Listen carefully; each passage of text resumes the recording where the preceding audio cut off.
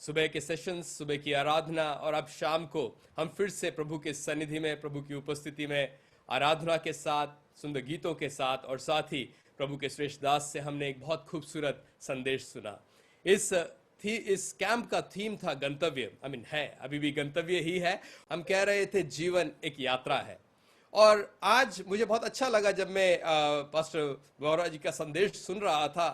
एक जर्नी जो एक अलेक्जेंडर के किंगडम से शुरू होकर प्रभु यीशु मसीह के उस अद्भुत राज्य की ओर हमें ले गई, हमें क्रूस के पास ले गई। और सच में ये सबसे अनुग्रहित, सबसे धन्य एक यात्रा है जो एक मनुष्य अपने जीवन में करता है जब वो क्रूस के चरणों में आता है, जब वो मसीह यीशु के प्रेम को जानता है और उस क्रूस के सम्मुख, उस प्रेम के सामने अपने आप को समर्पित करता है। That's the greatest joy, that is the greatest destination that we can have in our life. परमेश्वर ने ऐसा करने के लिए आप में से कईयों को यह अनुग्रह दिया, इसके लिए मैं प्रभु का धन्यवाद करता हूं। तो हम आज यही विचार कर रहे हैं, let's say the journey continues, a journey towards गंतव्य। हम गंतव्य की बात कर रहे थे और आज हम कहते हैं let's think about that once again। ये यात्रा कैसी है, ये यात्रा कौन सी है और इस यात्रा में हम कैसे आगे बढ़ रहे हैं उसके बारे में सोचते हैं। लेकिन उस मुख्य विषय की ओर जाने से पहले कुछ और बातें मैं आपके सामने रखना चाहता हूं। When we say journey continues, कुछ समय पहले मेरे एक मित्र ने अपने व्हाट्सएप स्टेटस में एक स्टेटस डाला था। उसमें ऐसा लिखा था, all roads leads to the same place। हर एक रास्ता एक ही जगह पर हमें ले जाता है। मेरे लिए विचार नया नहीं था, क्योंकि थियोलॉजिकल सर्कल में हम अक्सर प्लूरलिटी की बात करते हैं, प्लूरलिज्म की बात करते हैं। बहुत सारे रास्ते हैं लेकिन सब एक ही गंतव्य की ओर लेके जाते हैं। पहाड़ की चोटी कहीं भी क्यों ना हो, नीचे से आप चढ़ना शुरू करोगे, आप ऊपर तक पहुंच जाओगे। बहुत सी बातें हम अलग अलग विचारधाराओं में सुनते हैं, लेकिन आज के संदेश को मैं आपको याद दिलाना चाहता हूं। क्रूस का संदेश एक यूनिक संदेश है। क्रूस का संदेश अपने आप में एक अनोखा संदेश है, क्योंकि प्रभु यीशु मसीह ने कहा, मार्ग, सत्य और जीवन मैं ही हूं, बिना मेरे कोई प्रभु के पास नहीं पहुंच सकता। तो यह विचार कि सारे रास्ते एक ही जगह लेकर के जाते हैं, कहीं ना कहीं मसीह विश्वास में यह इसका स्थान नहीं है, क्योंकि मसीह विश्वास अपने आप में एक एक्सक्लूसिविटी, एक अलगपन अपने आप में क्लेम करता है। प्रभु यीशु मसीह अपने आप को बाकी सारे रास्तों से अलग दिखाते हैं। मैंने उस मित्र को वापस लिख करके पूछा, सेज हु, ये कौन कहता है? डिड यू इन्वेस्टिगेट, क्या तुमने इसको जांच के देखा कि क्या सारे रास्ते एक ही जगह पहुंचते हैं? उसका उत्तर नहीं आया। और तब मैं सोचने लगा, अधिकतर वो लोग जो ये कहते हैं कि सभी रास्ते एक ही जगह मिलते हैं, अगर आप रुक के उनसे सवाल पूछेंगे कि आपने कौन सा रास्ता चुना, तो उनके पास कोई जवाब नहीं होता। ये केवल स्टेटमेंट देते हैं, लेकिन ये कोई रास्ता चुनते नहीं है। जैसा हम सुबह विचार कर रहे थे, ये यात्रा में नहीं है, ये शायद भटक रहे हैं। They are still seeking a way. लेकिन मैं आज प्रभु का धन्यवाद करता हूं उन लोगों के लिए जिन्होंने क्रूस के रास्ते को जाना है, प्रभु यीशु मसीह के प्रेम को जाना है, अपने पापों के उस बोझ से आजाद होकर प्रभु यीशु मसीह के द्वारा दिए गए उस नए जीवन में वो चलने की कोशिश कर रहे हैं, चल रहे हैं।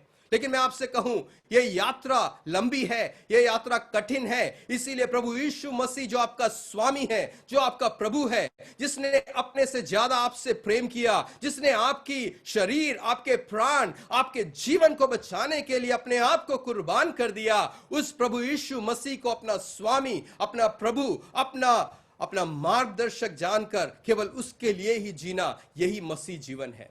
एक वर्ड किसी ने मुझसे आज कुछ दिनों पहले मैंने इस प्रकार सुना, a point of no return, a point of no return. और यही है मसीह विश्वास। अगर सच्चे अर्थों में आप क्रूस के संदेश पर विश्वास करते हैं, अगर सच्चे अर्थों में आप प्रभु यीशु मसीह के पीछे आते हैं, then let me tell you my dear friends, that is a point of no return। ये वापस जाने के लिए नहीं है, ये आगे बढ़ने की एक यात्रा है। The journey continues। प्रभु यीशु मसीह ने हमसे एक बात कही थी। मत्ती 7 उसका 13 और 14 पद कहता है, सकेत फाटक से प्रवेश करो, क्योंकि चौड़ा है वो फाटक और सरल है वो मार्ग जो विनाश की ओर ले जाता है, और बहुत सारे लोग हैं जो उसमें से प्रवेश करते हैं। क्योंकि सकरा है वो फाटक और कठिन है वो मार्ग जो जीवन को पहुंचाता है, और थोड़े हैं जो उसे पाते हैं।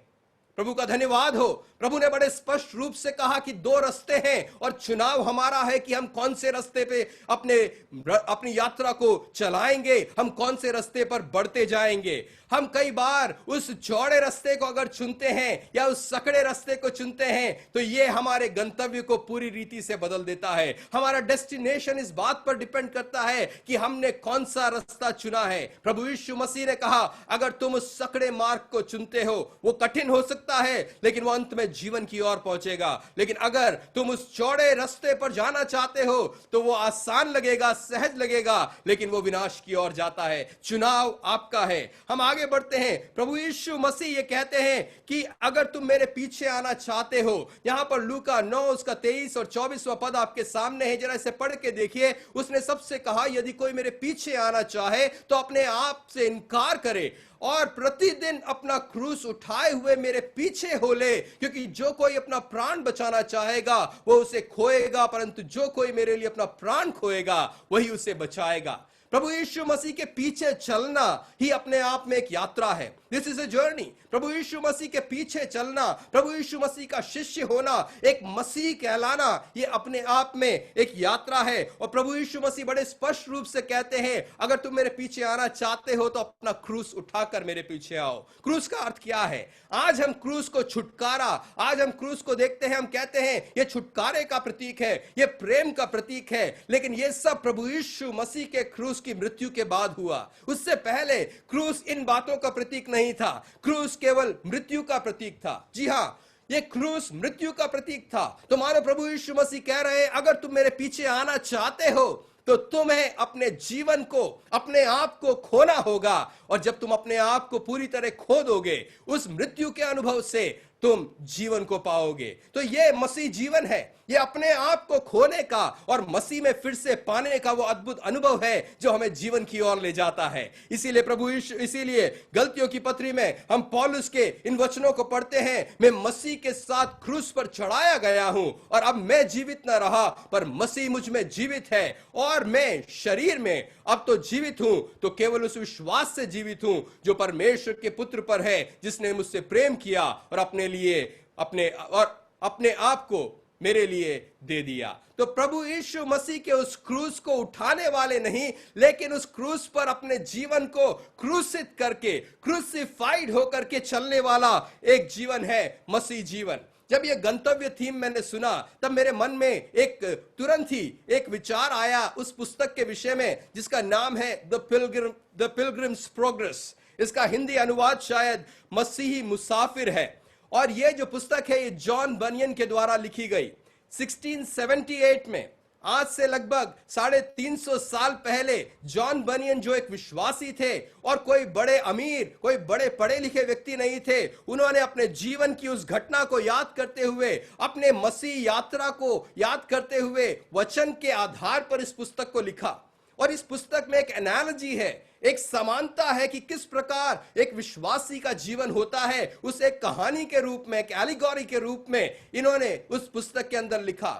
हो सकता है कि आपको मालूम हो कि बाइबल के बाद सबसे ज्यादा अनुवाद की गई पुस्तक अगर कोई है तो वो जॉन बनियन की द पिलग्रिम्स प्रोग्रेस है, मसीह मुसाफिर। ये जो पुस्तक है इसका अधिकतर भाषाओं में अनुवाद किया गया है, सर्वाधिक बिकी गई एक पुस्तक है। 300-350 साल पहले लिखी गई इस पुस्तक में कई ऐसी बातें हैं जो मसीह जीवन की यात्रा को हमारे सामने रखती है। तो आगे का कुछ समय मैं इस पुस्तक की सारी बातें तो आपके सामने नहीं रख सकता। मैं आपको एनकरेज करूंगा कि आप इस पुस्तक की एक कॉपी प्राप्त करें। ऑनलाइन सॉफ्ट कॉपीज आपको मिल जाएंगी या कई वीडियोस आपको मिल जाएंगे, आप उनको देख सकते हैं। इस पुस्तक को जरा पढ़िए। आपके जीवन के, मसीह जीवन के उस शुरुआती दिनों में अगर आप इसे पढ़ेंगे आपको समझ में आएगा मसीह जीवन आसान जीवन नहीं है, लेकिन यह सबसे उत्तम जीवन है। मसीह जीवन आसान नहीं है लेकिन उत्तम है। मैं आपको सुबह के मनन को याद दिलाऊं, उस वायदे के देश में प्रवेश करना आसान नहीं था, मुश्किल था, लेकिन वही सबसे उत्तम बात थी।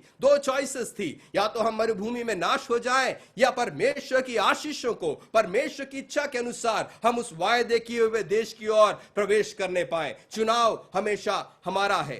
जॉन बनियन की यह पुस्तक शुरू होती है एक व्यक्ति से जिसको द पिलग्रिम या मुसाफिर हम कह सकते हैं। ये एक मुसाफिर है जो अपने जीवन की यात्रा में बढ़ता हुआ जा रहा है।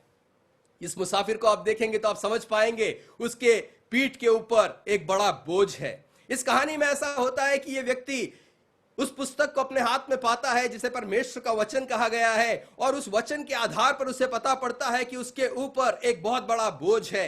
He is going with a burden and that burden is the burden of sin। पापों के बोझ को लेकर यह व्यक्ति जा रहा है, और उस पुस्तक को देख करके उसे समझ में आता है कि हर पापी का और इस संसार का नाश होने वाला है। इस नाश से मैं भागकर कहां जाऊं, ऐसी विडंबना से वो डरता हुआ भागता है कि मैं कहां जाऊं, और वो अपनी एक यात्रा शुरू करता है। उसे एक मुसाफिर की तरह अपनी यात्रा शुरू करता है। वो अकेला इस यात्रा में हो जाता है और वो वहां से जाता है। कुछ समय पहले मैं एक बैंक मैनेजर के साथ बैठा था। हम किसी बैंकिंग के विषय में कुछ बात कर रहे थे और कुछ अकाउंट्स के संबंध में बात कर रहे थे। अचानक उसका मूड बदला और वो मुझसे कहने लगा, ये जो पेंडेमिक चल रहा है सर, इसके कारण क्या हो रहा है, बैंकिंग तबाह हो रही है, इकोनॉमी तबाह हो रही है। और सारी बातें करते करते वो कहने लगा, how can a good God do this, कैसे एक अच्छा परमेश्वर हमें इस तरह से एक नाश की ओर धकेल सकता है। मैंने कहा, this is not what God is doing, this is the choice of man. मनुष्य ने चुना है कि वो विनाश की ओर जा रहा है। ये परमेश्वर का चुनाव नहीं है। परमेश्वर आज भी आपको और मुझे बचाता है। जब हम बात कर रहे थे, अचानक हमारी बात इस संसार के अंत की बातों की ओर चली गई, और वो व्यक्ति एकदम से रुका और कहने लगा, सर मैंने आज तक नहीं सोचा कि ये संसार एक दिन खत्म हो जाएगा। मैंने उससे कहा कि साइंस परमेश्वर के विषय में कुछ कहे ना कहे, लेकिन एक बात आज साइंस भी विश्वास करता है कि यह संसार एक दिन खत्म होने वाला है। कोई मनुष्य परमेश्वर पर विश्वास करे या ना करे, इस जीवन के बाद के जीवन के विषय में विचार करे ना करे, लेकिन यह बात हर कोई जानता है, यह संसार या तो खत्म हो जाएगा, कुछ नहीं तो हम ये तो जानते हैं कि हमारा जीवन वो क्षण भर का है और वो खत्म हो जाएगा। एक विनाश की ओर हम लोग बढ़ रहे हैं। इस बात को सोच करके ये मुसाफिर भागा जा रहा है। इसे परमेश्वर का अनुग्रह मिलता है, ये परमेश्वर के वचन को जानता है, और एक इवेंजलिस्ट, एक परमेश्वर का दास उसे बताता है कि क्रूस तक तुझे पहुंचना है और वहीं पर तेरे पाप से, तेरे बोझ से तुझे मुक्ति मिलेगी। और ये व्यक्ति फाइनली एट द क्रॉस वो उस क्रूस के पास पहुंच जाता है। मैं संक्षिप्त में इस कहानी को आपको बता रहा हूं। क्रूस के पास पहुंच जाता है, और जैसे ही वो क्रूस के पास पहुंचता है, उसके ऊपर जो बर्डन था वो बर्डन उसके ऊपर से हट जाता है, वो बर्डन उसके ऊपर से गिर जाता है। अगर आप इस तस्वीर में ध्यान से देखेंगे तो आप देखने पाएंगे कि वो बर्डन जो है वो गिर करके एक तरफ नीचे गड्ढे में गिर चुका है, उसके पीछे से हट चुका है। ये क्या दिखाता है? ये हमें दिखाता है कि हमारे ऊपर जो पाप का बोझ था वो क्रूस पर प्रभु यीशु मसीह की मृत्यु के द्वारा हमारे ऊपर से हट चुका है। हम आजाद हो चुके हैं, और वो हमेशा हमेशा के लिए उस गड्ढे में जो प्रभु यीशु मसीह की कब्र को दिखाता है, उसकी मृत्यु के द्वारा हमारे पाप के बोझ को, कलवरी के उस लहू के द्वारा हमारे पाप और अपराधों को उसने हमेशा के लिए धोकर हमें उसके योग्य बनाया है। लेकिन कई बार हम सोचते हैं यही हमारा गंतव्य है, क्रूस तक पहुंचना, मसीह विश्वास में आना, यह हमारे लिए काफी है। अब हमें स्वर्ग का टिकट मिल गया है, and we are going to heaven. ऐसे विचार रखने वाले कई विश्वासी अपने जीवन में वहीं पर आके अटक जाते हैं और उसके आगे बढ़ते नहीं हैं। मुझे इस पुस्तक के विषय में सबसे उत्तम बात यही लगी कि यह पुस्तक हमें बताती है, याद दिलाती है, परमेश्वर का वचन इससे भी ऊपर है, और वो सबसे पहले हमें याद दिलाता है, लेकिन मानसिक रूप से एक इलस्ट्रेशन के रूप में हमें यह पुस्तक याद दिलाती है कि यह केवल शुरुआत है। क्रूस पर आना, पापों के अपराध से मुक्त होना, उस गिल्ट से, उस शेम से मुक्त होना, यह केवल शुरुआत है। इसके बाद एक लंबी यात्रा हमारे लिए बाकी है। यही बात यह पुस्तक मसीह मुसाफिर हमें याद दिलाती है। उस क्रूस पर इस पुस्तक की कुछ घटनाओं को मैं आपके सामने रखूंगा, और परमेश्वर के वचन से हम उसके ऊपर विचार करेंगे, और जितना समय मेरे पास है उसमें जितनी घटनाओं को हम ले सकते हैं हम ले करके इस पर विचार करेंगे। मैं आपसे यह कहना चाहता हूं, मेरी एक्सपेक्टेशन आपसे यह है, क्योंकि मुझे मालूम नहीं कि हम किस कहानी पर इस संदेश को आज खत्म करेंगे, क्योंकि मैं समय के अनुसार चलना चाहता हूं, लेकिन मैं आपको एक एक्सपेक्टेशंस देना चाहता हूं। जब आप इस कहानी को देखेंगे तो आपको समझ में आएगा मसीह जीवन में कई पड़ाव हैं।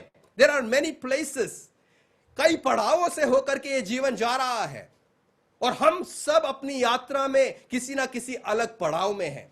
तो मैं आपसे यह पूछना चाहता हूं, जब आप इस घटना से होकर के गुजरेंगे तो क्या आप अपने आप को उस स्थान पर रख के, ये अगर आपको लगता है कि आप उसी पड़ाव में हैं, तो क्या परमेश्वर के वचन को, परमेश्वर की आवाज को, पवित्र आत्मा की उस अगुवाई को क्या आप अपने जीवन में स्वीकार करेंगे और आप चुनाव करेंगे कि अपनी इच्छा से नहीं, अपने रास्तों से नहीं, लेकिन परमेश्वर की इच्छा और परमेश्वर के रास्ते और उसके वचन के अनुसार मैं अपना यह जीवन बिताऊंगा। क्रूस पर क्या हुआ, एक अद्भुत चित्रण यहां पे जॉन बनियन हमें दिखाते हैं। वो कहते हैं जब क्रूस पर उसका बोझ हट गया, वो बहुत खुश हुआ, वो झूमने नाचने लगा, सारी बातें हुई, लेकिन उसके बाद में एक 3 शाइनिंग वंस उसके पास आते हैं। 3 स्वर्गदूतों के विषय में वो कहता है, 3 शाइनिंग वंस, 3 चमकदार लोग उसके पास आते हैं और उसे कुछ देते हैं। ये लोग क्या करते हैं, इसमें से 3 लोग थे, 3 स्वर्गदूत थे, 3 शाइनिंग वंस। पहला उससे कहता है तेरे पाप क्षमा हुए,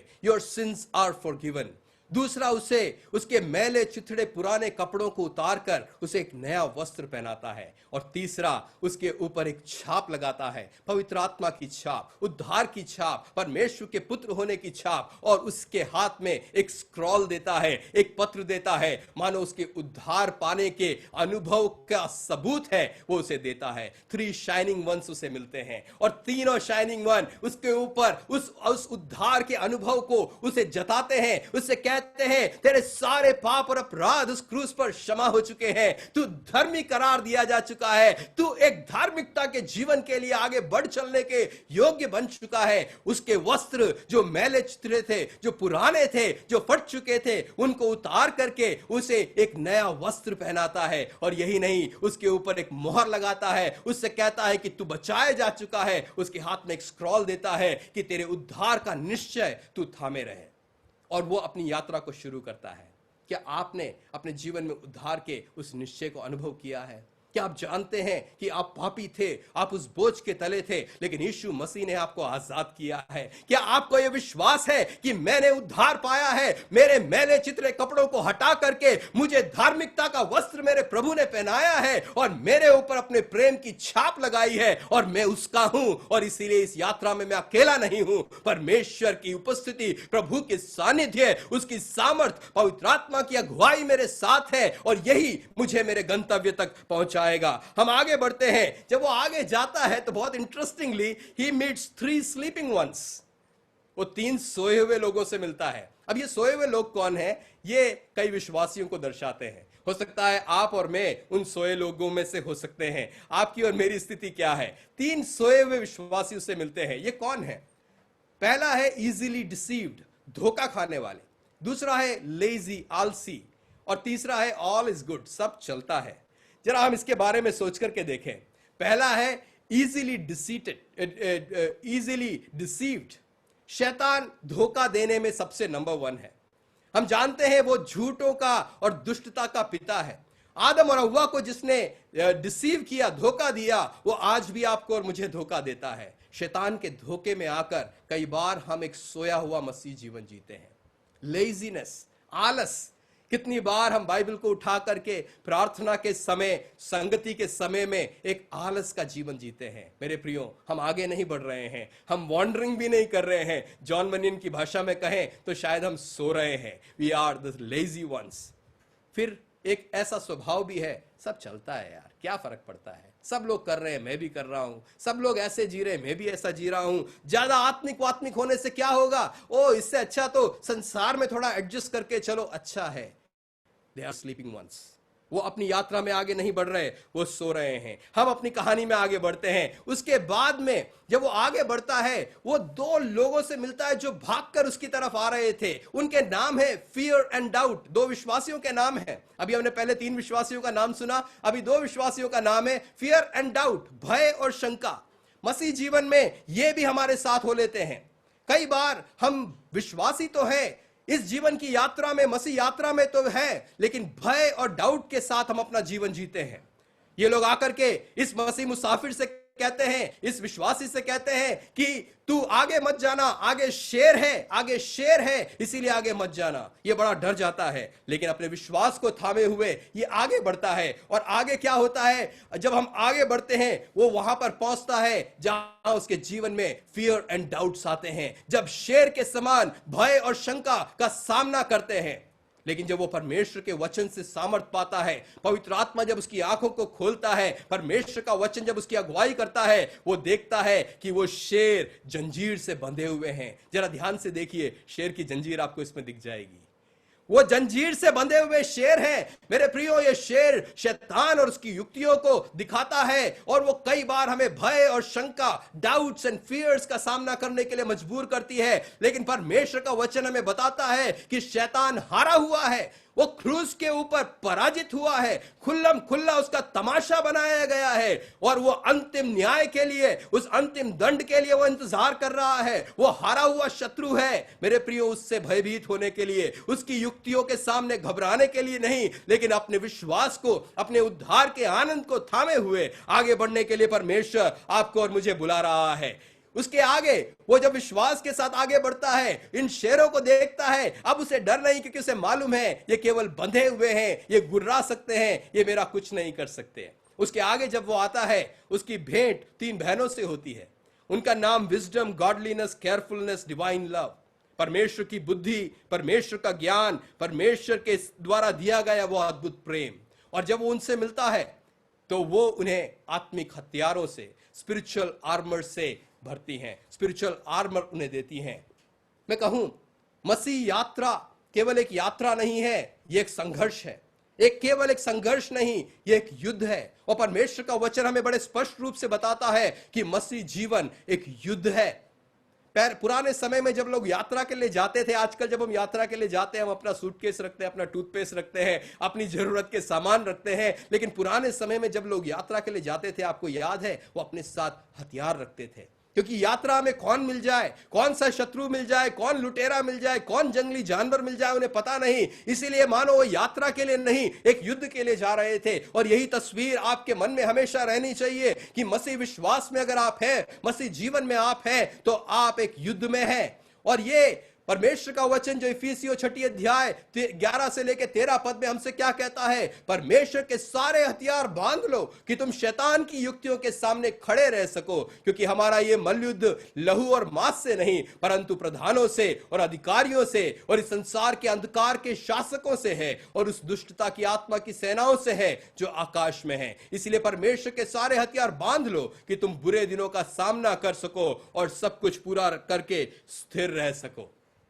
हमें यह वचन याद दिलाता है, परमेश्वर का वचन हमसे कहता है कि हम उस आत्मिक हथियारों को बांधे हुए इस युद्ध में, क्योंकि हमारा युद्ध मांस और लहू से नहीं, सरकारों से नहीं, राज्यों से नहीं, पॉलिटिशियंस से नहीं, पुलिस वालों से नहीं, और मसीह विरोधियों से नहीं, किसी भी इंसान से हमारा मलयुद्ध नहीं है, हमारी लड़ाई नहीं है। हमारी लड़ाई तो स्वर्गीय स्थानों पर है। इसीलिए उस शैतान, वो चाहे हारा हुआ है, लेकिन वो आज भी खुला हुआ घूम रहा है। वचन कहता है वो एक गरजने वाले सिंह के समान है। इसीलिए हमें उसके सामने बड़ी चतुराई के साथ जीना है। यह चतुराई हमारी बुद्धि और ज्ञान से नहीं आती, लेकिन परमेश्वर के वचन से, परमेश्वर की उस पूरी ढाल से, परमेश्वर के उस पूरे कवच से हमें मिलती है। इसीलिए वचन हमसे क्या कहता है, इफिसियों 6 अध्याय उसका 17वां पद कहता है, और उद्धार का टोप और परमेश्वर और आत्मा की तलवार जो परमेश्वर का वचन है उसे ले लो। इस तस्वीर में आप देख रहे हैं कि इस मुसाफिर के सामने शैतान हथियार लेकर आ रहा है, शैतान आक्रमण करने आ रहा है अपनी युक्तियों के द्वारा,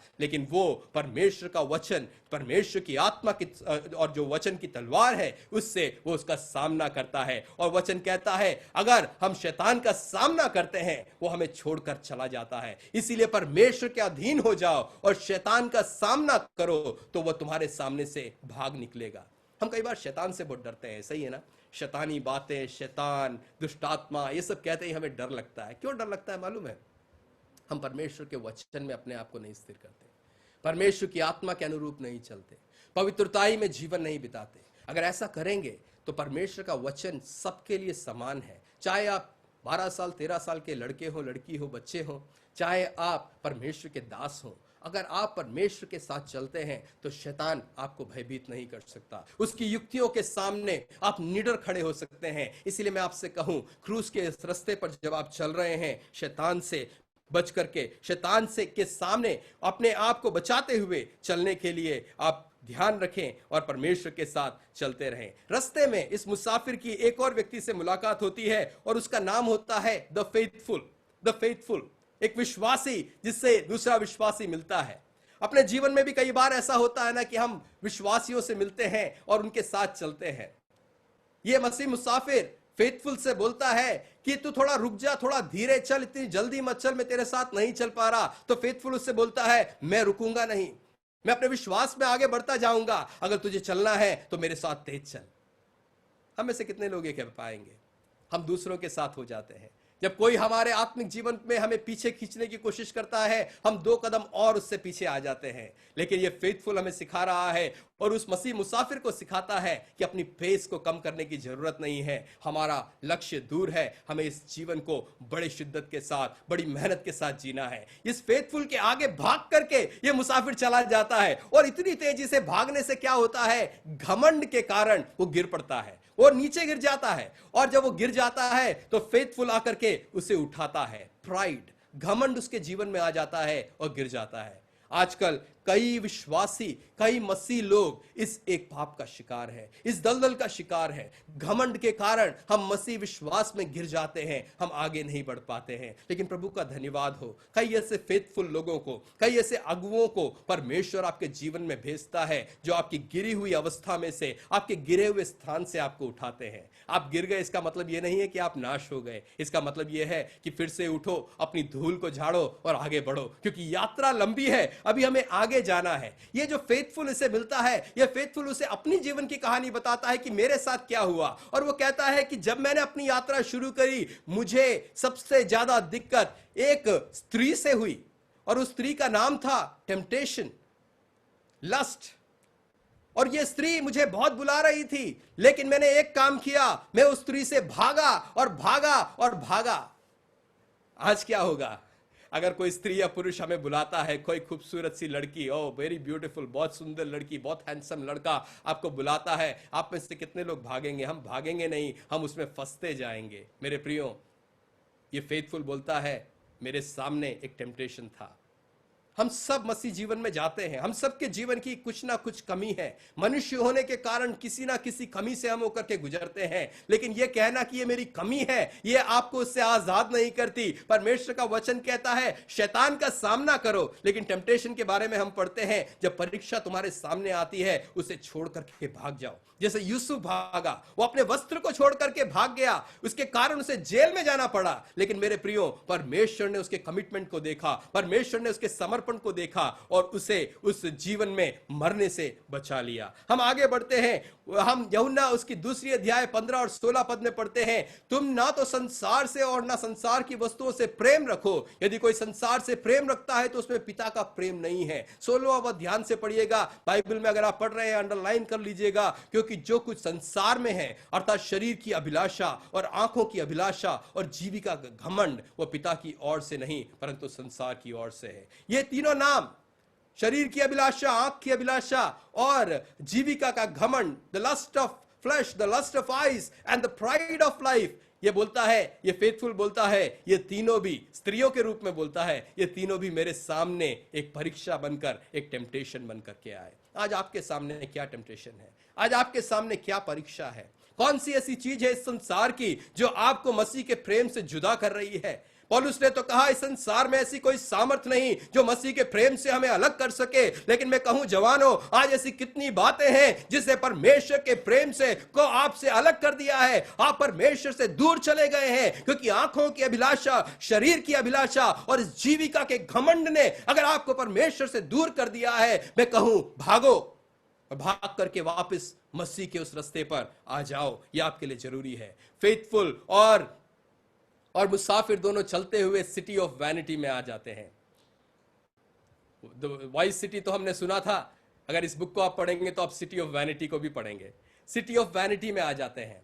ये सिटी यह दिखाती है, इस संसार को दिखाती है जिसमें दुष्टता है।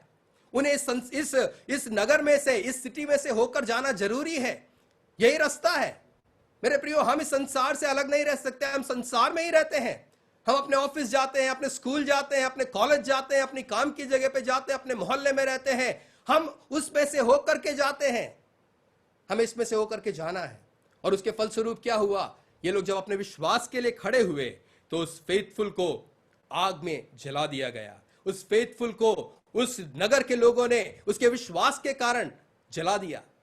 लेकिन जब उसे जलाया, ये चित्र मैं आपके सामने दिखा रहा हूं, उसी समय स्वर्ग से ये एलीशा के जीवन की घटना जिसे हम जानते हैं किस प्रकार से परमेश्वर ने उसे उठा लिया, और वैसे ही उसे उठा लिया। मेरे प्रियो, इस संसार में जो क्लेश है, जो दुख है, अगर विश्वास के कारण है, क्योंकि आप जब इस संसार में मसीह को पहनकर चलेंगे, आप इस संसार से अलग दिखेंगे, आप वाइस सिटी से अलग दिखेंगे। लेकिन अगर आप उसमें विश्वास योग्यता से चलेंगे तो आपको इस संसार की कोई भी बात निराश नहीं कर सकती। एक और घटना की ओर मैं आपका ध्यान ले जाऊंगा इस पुस्तक में से, और फिर मैं इसे खत्म करूंगा क्योंकि हमारा समय हो चुका है। और फिर जो चलते चलते फेथफुल उसके साथ से चला जाता है। मुसाफिर अब अकेला नहीं है, थोड़ी देर अकेला चलता है, लेकिन उसे एक और व्यक्ति मिल जाता है, वो भी विश्वासी होता है, और उसका नाम होता है होपफुल, जो आशा रखता है। विश्वास योग्य और आशा रखने वाला, ये होपफुल के साथ चलता जाता है। और थोड़े दूर जाने के बाद उनको थकान महसूस होती है, तो वो एक शॉर्टकट ले लेते हैं,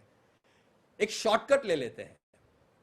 देखिए, कई बार हम लोग मसीह जीवन में शॉर्टकट लेने वाले बन जाते हैं, लेकिन इस शॉर्टकट के कारण क्या होता है, They land in the dungeon of discouragement. वो निराशा की कैद में आ जाते हैं। मसीह जीवन में हम शॉर्टकट लेने की कोशिश करते हैं। कैंप में आ जाएंगे, मंथली मीटिंग में आ जाएंगे, वीकली मीटिंग में आ जाएंगे, संडे को चर्च में आ जाएंगे, लेकिन प्रतिदिन परमेश्वर के साथ चलना शॉर्टकट चलेगा। ये थोड़ी कोई देखता है। जो आज सबके सामने जो दिखता है वो ठीक है, अंदर से क्या हो रहा है कोई बात नहीं, क्या फर्क पड़ता है, सब चलता है। शॉर्टकट ले लेते हैं। शॉर्टकट का परिणाम क्या होता है, यह पुस्तक हमें याद दिलाती है कि शॉर्टकट हमें निराशा की कैद में डाल देता है। ये लोग निराशा के कैद में बैठे हैं, एक जेल में बैठे हैं, द डंजन ऑफ डिस्करेजमेंट। और इस निराशा की कैद का जो मालिक है, जो इसने इनको बंदी बना के रखा है, वो इनके सामने एक ऑप्शन लेके आता है। ऑप्शन क्या है, सुइसाइड। 3 चीजें देता है, एक चाकू देता है, थोड़ा सा जहर देता है, और एक रस्सी देता है। बोलता है ऐसे निराशा में पड़े पड़े क्या करोगे, खत्म कर लो ये यात्रा, ये सारी बातें, आत्मिकता खत्म कर लो, एक क्षण में खत्म हो जाएगा। क्या हम आज ऐसे समय पे नहीं पहुंच गए हैं जहां पर निराशा लोगों से वो करवाती है जो परमेश्वर की इच्छा उनके लिए नहीं है, लेकिन इस समय परमेश्वर की उपस्थिति उसे छोड़ती नहीं है। परमेश्वर की आत्मा, परमेश्वर की अगुवाई उसे याद दिलाती है कि उसके पास एक चाबी है, द की। और वो की क्या है, द प्रॉमिसेस ऑफ गॉड। प्रभु यीशु मसीह के, परमेश्वर के वायदे उसके साथ है। मैं आपसे कहूं, अगर आपने भी शॉर्टकट लिया है, पता नहीं कैसे आप भी अगर उस निराशा के डंजन में, उस निराशा की कैद में है, मैं आपसे कहूं, sit back on the promises of God. परमेश्वर के वायदों को स्मरण करो जो आपकी बढ़ोतरी के लिए हैं, जो आपके भले के लिए हैं, आपके नाश के लिए नहीं है। अचानक से आपको पता पड़ेगा वो आपके जीवन की निराशा की कुंजी है, वो आपके लिए एक चाबी है, और आप उस निराशा की कैद से निकल करके फिर से अपने मसीह यात्रा में आगे बढ़ने लगोगे। ये खूबसूरत यात्रा है, कठिन है, लेकिन कठिनाई सबके लिए है। अगर आप इस रास्ते पे नहीं हैं तो भी आप कठिन जीवन को जिएंगे, अगर आप इस रास्ते पे नहीं हैं तो भी आप मरेंगे, लेकिन अगर आप इस रास्ते पे हैं तो याद रखना आप जीवन की ओर पहुंचेंगे। निराशा जीवन में आएगी, कठिनाई जीवन में आएगी, दुख के समय जीवन में आएंगे, और मृत्यु की तराई जीवन में आएगी, लेकिन मैं कहूं हमारा परमेश्वर जिसने आपको बुलाया है, प्रभु यीशु मसीह जो आपको बुलाता है, वो विश्वास योग्य है और वो अंत तक आपको थामे रहेगा। अंतिम भाग की ओर मैं आपको लेकर के आता हूं। लास्ट में एक रिवर, एक नदी उनको क्रॉस करनी थी, उसका नाम द रिवर ऑफ डेथ। मृत्यु की तराई ही नहीं, मृत्यु की नदी हमें दिखाता है। इस मृत्यु की नदी में से होकर हमें एक दिन जाना है।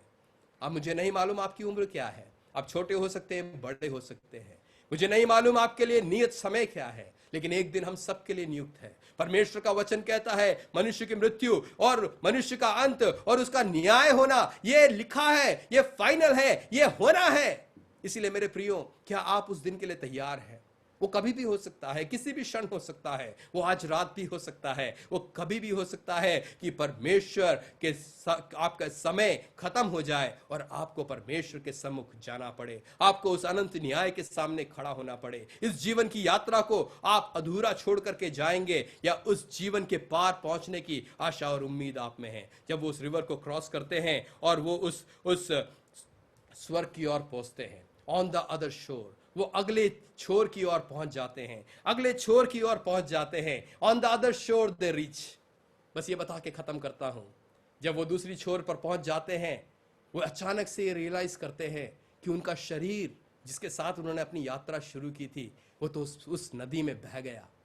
जरा सोच के देखिए, उनका वो शरीर जिससे वो अभी तक चल रहे थे, वो उस नदी में बह चुका है। अब वो उस शरीर के साथ नहीं है। मेरे प्रियो, ये जो शरीर है, वचन कहता है, जिसमें आप और मैं हैं, जिसके ऊपर हम घमंड करते हैं, जिसको हम बड़ा सुंदर बना के रखना चाहते हैं, ये एक टेंट के समान है, एक तंबू के समान है। ये एक दिन छूट जाएगा और हम इस संसार से जाते रहेंगे। इसलिए मैं आपसे कहता हूं, उन्होंने इस बात को देखा, उस नदी में उनका शरीर बह गया, लेकिन जब वो उस छोर पहुंचे, तब उन्होंने देखा उन्हें एक नया शरीर दिया गया जो उसके पुत्र की समानता में था, प्रभु यीशु मसीह की समानता में था। हालेलुया। अगर आपका विश्वास और भरोसा प्रभु यीशु मसीह पर है, जिसने कलवरी के क्रूस पर आपके लिए जान दी, ताकि आप इस संसार में नाश होने वाले नहीं, लेकिन उस आने वाले संसार में युगान युग परमेश्वर की सानिध्य में जीने वाले बन सके, और आपको अपनी समानता में लेकर के आने के लिए जिस प्रभु ने अपना जीवन दिया, वही आपको उस अंतिम पड़ाव तक, उस मंजिल तक, उस गंतव्य तक ले जाने के लिए विश्वास योग्य है कि आप विश्वास करके अपने आप को उसके हाथों में समर्पण करेंगे। मुझे नहीं मालूम आपके जीवन में कौन सा पड़ाव है जहां पर परमेश्वर ने आपसे बातचीत करी, लेकिन मैं आपसे कहूं, क्या आप तैयार हैं? क्या आप अपने जीवन में जहां पर भी है वहां से आगे बढ़ने के लिए तैयार है? अगर आपको लगता है नहीं भैया, नहीं पास्टर साहब, मैं तो रुक गया था, मैं तो पीछे चला गया था, तो क्या आप लौट कर वापस उसी विश्वास में आने के लिए तैयार हैं? क्या आप उस क्रूस के रास्ते पर, उस सकड़े रास्ते पर चलने के लिए तैयार हैं? ये कठिन है, मुझे मालूम है, लेकिन आपको मालूम है, आदम के बगीचे में जब मनुष्य ने परमेश्वर की समानता को खो दिया, परमेश्वर स्वयं, जो परमेश्वर खुद था, वो हमारे लिए संसार में हमारी समानता में आया। पापमय मनुष्य की समानता में वो आया। वो पापी नहीं था, वो पाप नहीं था, लेकिन जो पाप रहित था, उसे आपके लिए और मेरे लिए पाप बना दिया गया। परमेश्वर ने हमारे पाप और अपराध का बोझ उसके ऊपर डाल दिया। मेरे प्रियो, आपको याद है, जिन हथौड़ों ने उसके ऊपर कीलें ठोकी, वो हाथ केवल रोमी सरकार के नहीं थे, वो हाथ आपके और मेरे भी थे। इसीलिए उस क्रूस की उस कीमत को, उस क्रूस के उस प्रेम को याद करके ये समझो कि आपका जीवन बहुमूल्य है, आपका जीवन परमेश्वर के लिए मूल्यवान है। इसीलिए उसने अपना सब कुछ आपके लिए दिया है। इसीलिए नहीं कि आप इस संसार के रास्तों पे नाश हो जाओ, इसीलिए नहीं कि आप मरुभूमि में भटकते भटकते नाश हो जाओ, लेकिन इसीलिए कि आप परमेश्वर के वायदों को अपने जीवन में पूरा होता हुआ देखो और उस अंतिम गंतव्य तक पहुंचो। परमेश्वर आपके साथ है, प्रभु आपके साथ है। मैं अपने शब्दों को एक प्रार्थना के साथ समाप्त करना चाहता हूं। आप मेरे साथ आंखों को बंद कीजिए, अपने सिरों को झुकाइए। मैं विश्वास करता हूं आज रात को परमेश्वर के पवित्र आत्मा ने आपसे बात की। जिस आत्मा के द्वारा उसका वचन लिखा गया है, उसी आत्मा ने आपके हृदयों में जो बात की है, उसे जाया ना जाने दें, लेकिन उसे अपने जीवन में, अपने हृदय में बसने दें, उसे जड़ पकड़ने दें और प्रभु से कहें, प्रभु मुझे क्षमा करो क्योंकि मैं डर गया था, मैं शंका में आ गया था। प्रभु मुझे क्षमा करो क्योंकि मैं शॉर्टकट्स लेते हुए मैं तो उस निराशा में फंस चुका था। प्रभु मुझे क्षमा करो क्योंकि इस शहर में चलते चलते मैं इस शहर का हो गया था, इस संसार में चलते चलते मैं तो इस संसार का हो गया था। तेरे क्रूस को भूल गया था, तेरे प्रेम को भूल गया था। मैं भूल गया था कि तू ही मेरा स्वामी है, मैं भूल गया था तू ही मेरा प्रभु है, मैं भूल गया था कि तूने ही मुझसे प्रेम किया है। लेकिन प्रभु, मैं उस दर्शन के लिए तेरा धन्यवाद करता हूं कि एक दिन मृत्यु की उस नदी को मैं पार करूंगा। I will cross that river of death, O Lord, and I will retain myself in that glory of heavens. मैं उस स्वर्गीय जीवन में प्रवेश करूंगा, उस अनंत काल के जीवन में। परमेश्वर आपके पुत्र, हमारे प्रभु यीशु मसीह के समानता में आपके पुत्र और पुत्री होकर उस अनंत गंतव्य की ओर आप हमें ले चलें। इसी प्रार्थना के साथ अपने जीवन को आप प्रभु के हाथों में समर्पित करें। प्रभु, इन जवानों को मैं आपके हाथों में देता हूं, इनके जीवन को बदल दीजिए, इन्हें वापस आपके रस्तों पर ले आइए, भटकने के लिए नहीं, नाश होने के लिए नहीं, लेकिन प्रभु उस अंतिम पड़ाव तक विश्वासियों के जीवन जीने के लिए हिम्मत, शक्ति, अनुग्रह, सामर्थ्य से और उस अगुवाई से आप इन्हें भरपूर कीजिए कि आपके लिए जीने और आपके लिए मरने वाले होने पाए। प्रभु यीशु मसीह नासरी के नाम से हम मांगते हैं, आमीन आमीन। प्रभु आपको आशीष दे, प्रभु का अनुग्रह आपके साथ बना रहे। धन्यवाद।